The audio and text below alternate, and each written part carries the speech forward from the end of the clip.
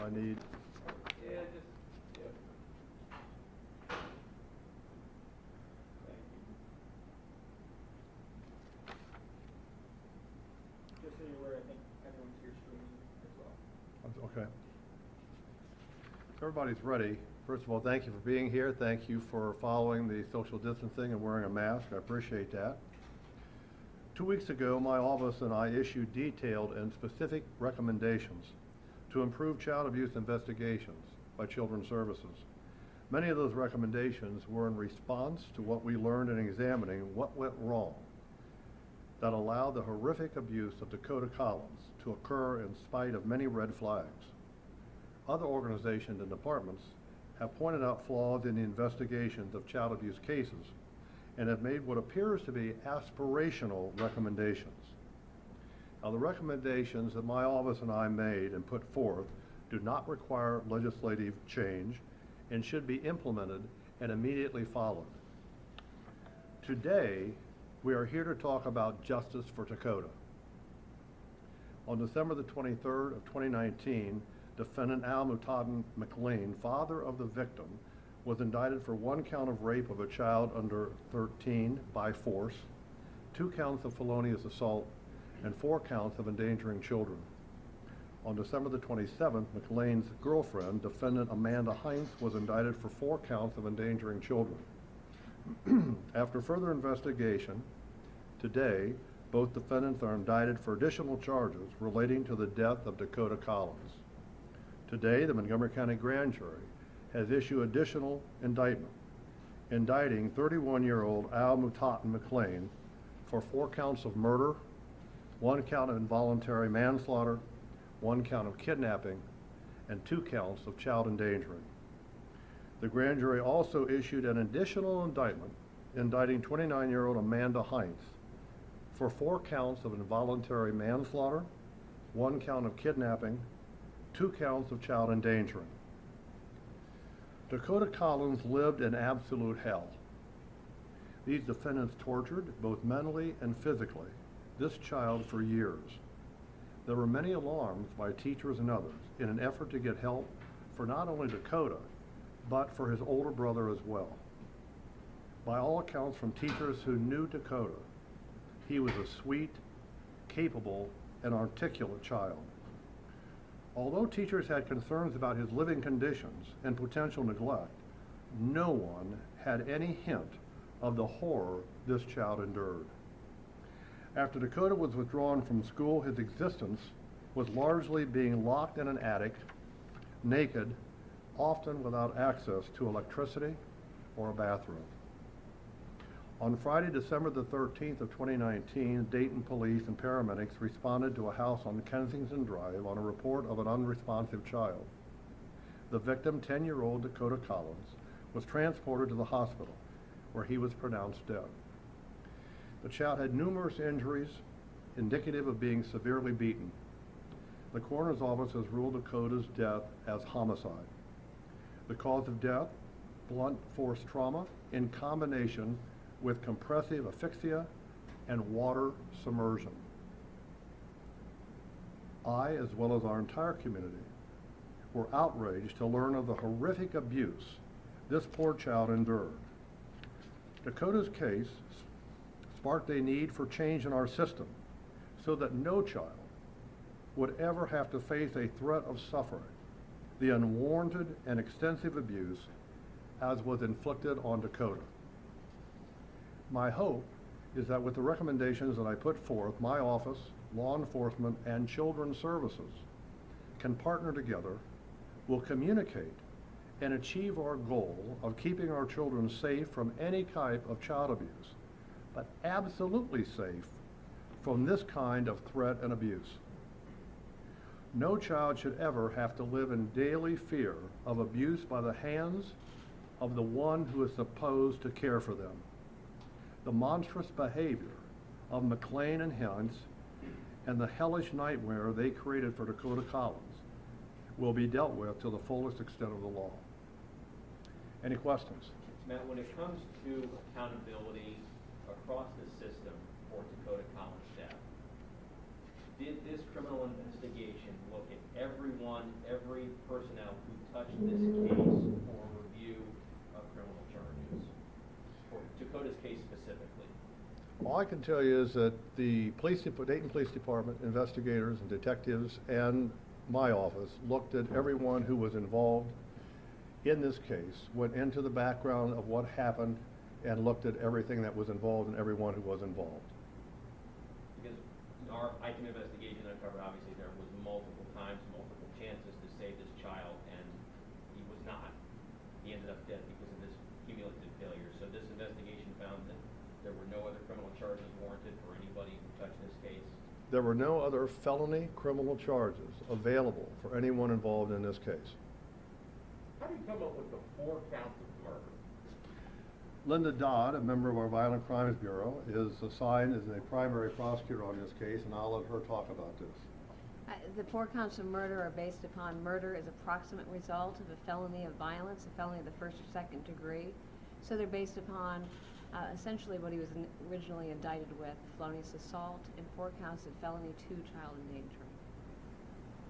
And with regards to the female, she got 4 counts of involuntary manslaughter, right? That's correct. And how did you come up with that? Similarly, based upon the underlying offenses for which she was originally indicted relating to child endangering. How about the third lady that was in jail? The third defendant in the case is Jennifer Ebert, and she has entered a guilty plea on May the 27th to involuntary manslaughter, a felony of the 3rd degree, as well as endangering children, a felony of the 2nd degree, relating to the abuse and death of Takoda Collins. The details of that plea, as you know, remain under seal with the court at this time. Matt, Yes. how much time, I guess, could this even be a death penalty case? Well, because of the circumstances of the case, unfortunately, it cannot be a death penalty case, but there'll be, obviously, he could see spending the rest of his life in the penitentiary. So for Hinze's sister, no additional charges indicted today, just the... On Ebert, you're talking about? Correct. On Ms. Yes. Ebert, no additional charges for her today, just... No additional charges on Jennifer Ebert today. And that's because you already pled guilty, correct? Well, she has pled guilty, that's correct. So has she been sentenced, or is she cooperating with you guys? Is that why she's been sealed? Well, obviously it has been sealed, so we can't offer any further comment on that.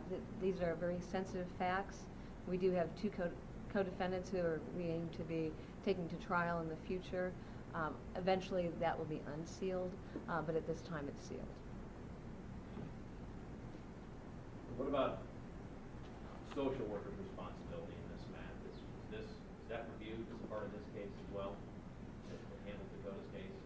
Well, you know, the good and bad is the teachers who were involved, they certainly do what we ask, and that is see something, say something, and they did. And I don't think we have to look very hard and know from everything that's been reported that nothing resulted substantially as a result of that. And that's what we hope to curb and not let that happen again. But the teachers, but specifically children's services workers for Montgomery County Children's Services, have any of them been investigated for how their office handled this or not? Well, I think it's been pretty clear that there was an investigation, and one in particular, but in general, the investigation focused on how this case was handled by Children's Services. And one in particular caseworker, yes. And again, there was no evidence to show and substantiate a felony charge against that caseworker. Have you been speaking to Children's Services and the caseworkers directly about what kind of went wrong in this case and the other cases that we now know have come to light? Well, Molly, I've met with the director and the deputy director of Children's Services. And they have seen, and I discussed with them the recommendations. And so I think they tell me, Michelle Niedermeyer, who is the director, informed me that she's engaged in this and that she agrees with it. And from all indications I have, they are implementing these, and these are being followed now. Now, I will tell you, my child protection unit is going to follow this up, though, to ensure that, you know, that these recommendations are followed, because there's no reason why they can't be. I know you said no felonies, Matt, and your office would not handle something that's not felonies, but, so does this get referred to Dayton City Prosecutor's Office for potential misdemeanor charges, or any of these folks who were involved in having a hand in this case? Yes, that would be up to the Dayton Police Department, whether they're going to look into the possibility of any misdemeanor charges to the City of Dayton Prosecutor's Office. Matt, what do you learn from this? What is your department, police department, what do you guys learn from such a tragedy like this? I think what we learn is that you cannot do enough. You can't do too much to help protect children. And it's incumbent upon all of us to do that as a community. And there were certainly flaws in what happened here. I mean, no question. And that's why we hope, by working together, that they will never, ever happen again, because they shouldn't. The red flags were there. They were all over the place. And again, the teachers, God bless them, they did what they were supposed to do. And nothing came of it. And that's what we want to avoid. And I really think, in talking to Michelle Niedermeyer from Children's Services, that she wants to avoid that too. And so, and I realize it's going to be additional work. Well, then if we're not willing to do that additional work, we shouldn't be in this line of work. Is that kind of your response also? Because I guess teachers called about 17 times for Takoda Collins, you know, and they're mandated reporters, and as you put in your recommendations, you know, they never heard back. They didn't know what was going on. Is that also kind of go along those lines of with mandated reporters, don't be discouraged, you know, to keep going, even though in this case, no one ever did anything, or we didn't know if they did anything like that? Well, you know, it's a good point. I think that the mandated reporters certainly did what they were supposed to do as far as the teachers are concerned. I think it's very important, though, that this shroud of secrecy be torn down, and that they have to know what's going on. That if someone reports child abuse, that we need to get back to them. Children's Services has to get back with them and tell them what's going on. They have a right to know, and the community has a right to know of what's happening in that case. And that was the complaint I heard from many teachers that I've talked to, not just in this case, but just we make a complaint, we make a report, and we never hear anything. That's not right. We've got to get back to those individuals and let them know that we care, first of all, that we appreciate that they let us know what's going on. Again, it's see something, say something, and they did that. But also to let them know this is what we're doing. And likewise, this child was removed from the schools. And then there was no contact after that. Can't be. And I intend to, letter is going to go out to all the schools also, asking them to change some of their procedures also, and to let us know and to let Children's Services know that when they have a child who has been under the, or should be under the microscope of Children's Services, and then abruptly they're removed from the system to, quote, homeschool, end quote, that we need to know about that, and we need to follow through to make sure that is actually happening, and it's not a subterfuge, like in this case. Matt, my understanding right now is that Al's case is also sealed. Do you anticipate that being unsealed, or will your office fight for the transparency of that case with the public?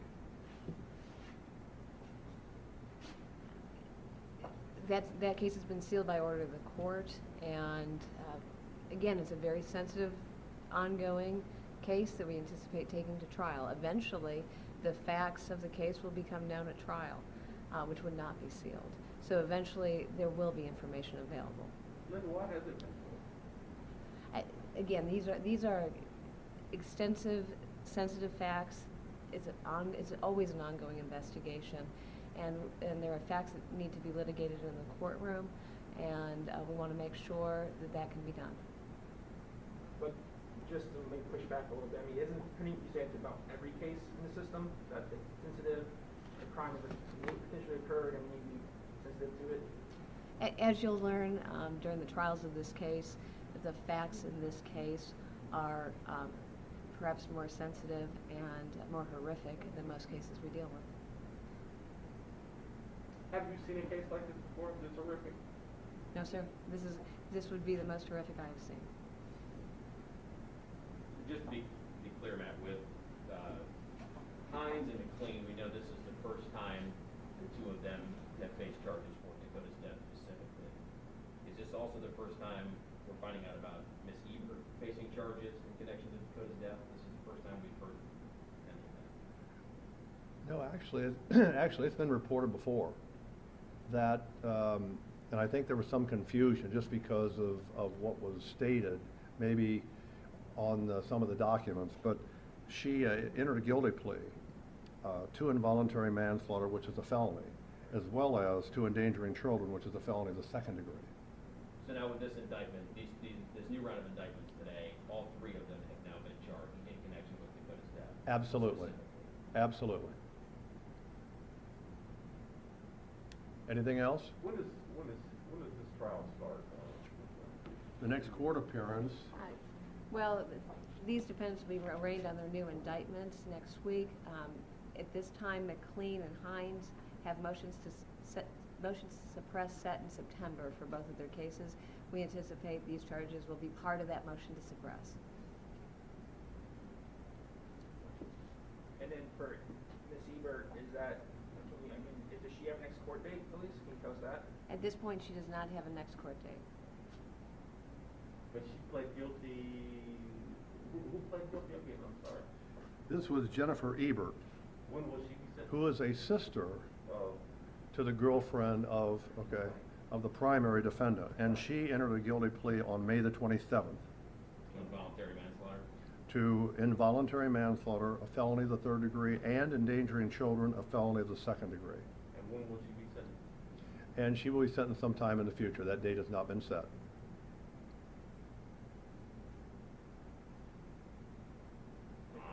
All right? Good, thank you, sir. Thank you very much. I do appreciate your attention to this case, especially as it concerns the child abuse and dealing with child abuse in our community, because that's very, very important. And we want to change that so that people feel comfortable and that mandatory reporters, especially the schools and doctors, because, as you know, at the shutdown with coronavirus, the number of reporting has gone down.